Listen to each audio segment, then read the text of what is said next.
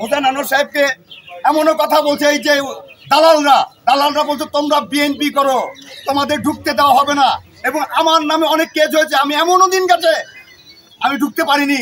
কেন ঢুকতে পারিনি?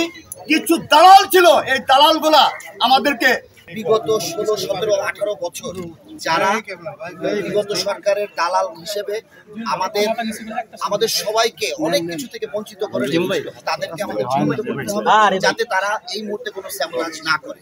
তবে একটা আমি অনুরোধ সবার কাছে রাখবো, সেটা হচ্ছে এই মুহূর্তে আমাদেরকে একত্রিত থেকে মাথাটা ঠান্ডা রাখতে হবে, দেশের সম্পদকে আমাদের রক্ষা করতে হবে এবং আমাদের সংবিধানটাকে আমরা যাতে প্রোটেক্ট করি, এই রিকোয়েস্ট আমি রাখবো।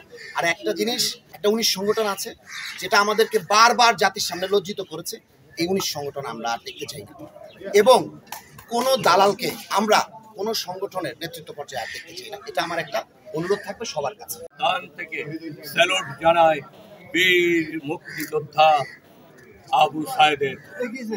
আমি অভিনন্দন, আমি শহীদের প্রতি সালাম জানাই, রুদ্রর প্রতি। আমি হাজার হাজার আমার সন্তানদের শ্রদ্ধা জানিয়ে আমি হাজার সন্তানদের এই আত্মত্যাগের বিনিময়ে আজকে যে স্বাধীনতা অর্জন করেছি আমরা চাইব দল মত নির্বিশেষে আমরা যেন শান্তশিষ্টভাবে আমাদের এই এফডিসির কার্যক্রম পরিচালনা করতে পারি। এখানে দলমত নির্বিশেষে সকল কিছুর ঊর্ধ্বে উঠে জাতিকে নতুনভাবে আমাকে সাজাতে হবে, এই এফডিসিকে সাজাতে হবে। কে কি করেছে সেগুলো এক সময় জনগণের সামনে তাদেরকে দাঁড়াতে হবে। আমার পূর্ববর্তী বক্তা বলে গেছেন, আমরাও সেটা চাই। আমরা আপনাদের সহযোগিতা চাই, আমাদের সম্পূর্ণ সহযোগিতা থাকবে আপনাদের প্রতি। আমাকে আমার নেতা সানু সাহেবকে, আলম সাহেবকে, রানা ভাইকে চিহ্নিত এক দালাল আমাকে বলেছে আমার ছেলেকে দিয়ে আমি শহীদ জিয়া রহমানের মাজারে মোতায় পেশাব করেছিলাম, কিন্তু ওই দালালদেরকে অন্তত পক্ষে আমরা ইন্ডাস্ট্রিতে ঢুকতে উজ্জ্বল প্রশ্ন উজ্জ্বল। তারপরে আমার সাথে ছিল, কি কষ্ট যে আমরা করেছি, যার সাথে একটা ফুল পর্যন্ত আমাদের দিতে দেয় নাই, একটা শ্রদ্ধা জানাতে দেয় ওই শহীদ মিনারে। এই ব্যাসিস দালালরা, এই হাসিনার রাজাকাররা আমাদের কখনো ইন্ডাস্ট্রিতে শান্তি মধ্যে 18 বছর থাকতে দেয় নাই। আজকে আপনাদের কাছে অনুরোধ, আমরা ওদের মতো হতে চাই না। আমরা শান্ত শৃঙ্খলা পাবে আমার শহীদ প্রেসিডেন্ট জিয়া রহমান যেভাবে আজকে এই দেশ পরিচালনা করে গেছে, ঠিক সেইভাবে আমরা শান্ত শৃঙ্খলা ভাবে আমরা ইন্ডাস্ট্রি পরিচালনা করবো।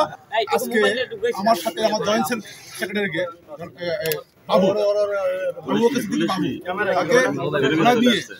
মেরে মানে ইয়া করে ফেলছে, কিন্তু আমরা বিচার পাইনি।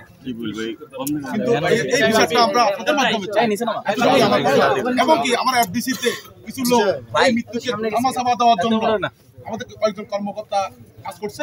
আমি সম্ভবত আমি আমাদের যারা নেতৃত্ব দিবেন তাদেরকে জানাবো, এবং আমি শুধু আমার এই কর্মচারী আবু বকর সিদ্দিকের বিচারটা চাই। চেপে বসা সরকারকে উৎখাত করেছে। এখানে কোনো রাজনৈতিক দল এককভাবে এই কাজটা করে না, এখানে একটা বিরোধী সরকার বিরোধী একটা মত এই কাজটা করেছে। এখানে সবাই, দেশের 90% মানুষ এটাতে অংশগ্রহণ করেছে, তাতে সবাইকে শ্রদ্ধা জানাচ্ছি, সম্মান জানাচ্ছি। আমাদের চলচ্চিত্রের কিছু সমস্যা আছে, আমাদের চলচ্চিত্রের অনেক অভিনেতারা দীর্ঘদিন ধরে ব্ল্যাক লিস্টেড হয়ে আছে, অনেক পরিচালক প্রযোজক ব্ল্যাক লিস্টেড হয়ে আছে। আমি চলচ্চিত্র বানালে আমার ছবি ব্যান করে দেয় কোনো কারণ ছাড়া। আমার পরপর 2টো ছবি ব্যান করে দেওয়া হয়েছে সেন্সর বোর্ড থেকে। আমি 4 বছর ব্যান পরে আমি সেই ছবিটা উদ্ধার করতে এখন রিলিজ করতে সাহস করছি।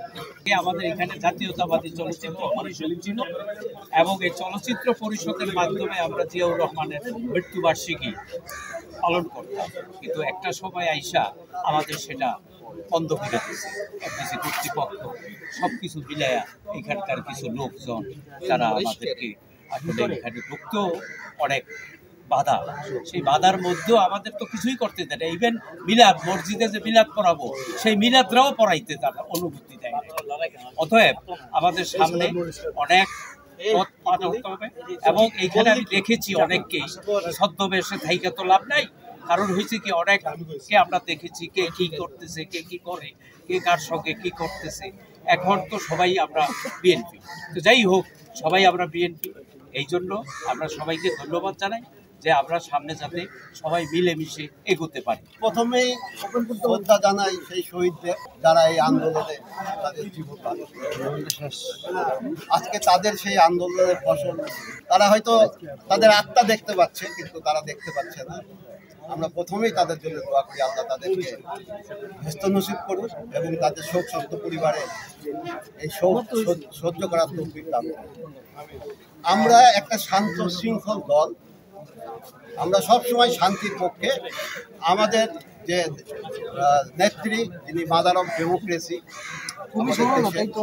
এবং তারই সন্তান শহীদ প্রেসিডেন্ট জিয়াউর রহমানের তারেক সাহেব তিনি নিজেও বলেছেন আমরা শান্ত থাকবো, আমরা উচ্ছৃঙ্খল কিচ্ছু করব না, কারণ উচ্ছৃঙ্খল মাদাই তাদেরই যাদেরকে দেশ থেকে বিতাড়িত করছে এবং গণহত্যার দায়ে এই দল একদিন এদেশে নিষিদ্ধই হবে, এটা আপনারা মনে রাখবেন।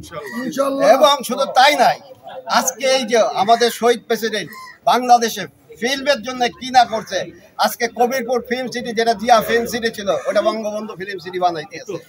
আজকে অনুদান প্রথা এই জিয়াউর রহমান সাহেব চালু করে দিয়ে গেছে। আজকে হচ্ছে কি যে জাতীয় চলচ্চিত্র পুরস্কার আমাদের জিয়াউর রহমান সাহেব শহীদ প্রেসিডেন্ট জিয়াউর রহমান সাহেব চালু করে গেছে। আজকে আমরা একটা কথাই বলবো, আমাদের যে স্বপ্ন উনি দেখিয়েছে আমাদের জন্য জাসাস, সেইটা দিয়ে আমরা চলচ্চিত্রকে বিশ্বের দরবারে হাজির করব এবং আমরা শান্ত থাকব, আমরা উগ্র হব না, আমরা সবাই ঢালার সাথে কাঁধে কাঁধ মিলিয়ে কাজ করব। আল্লাহ আমাদেরকে সুস্থ থাকার তৌফিক দান করুন, আমরা শান্ত থাকব, আমরা উচ্ছৃঙ্খল হব না। আমরা সবাই মিলে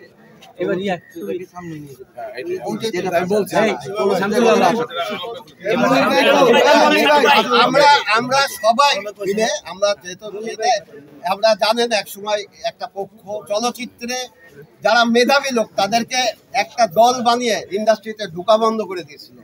আজকে আমরা বলছি সেই মেধা লোকগুলো এবং সবাইকে মিলে নিয়ে আমরা চলচ্চিত্রকে সামনে আগাই নেব, এটাই আমাদের প্রত্যাশা। এবং আমাদের শহীদ প্রেসিডেন্টের যে অবদান এই চলচ্চিত্রে সেটা আমরা পৃথিবীর সামনে উঠে দাঁড়াবো। আমাদের নেতা তারেক রহমানের তার যে নির্দেশ শান্ত সুষ্ঠুভাবে আমরা সমস্ত কিছু ট্যাকেল করবো, আমরা সেইটাই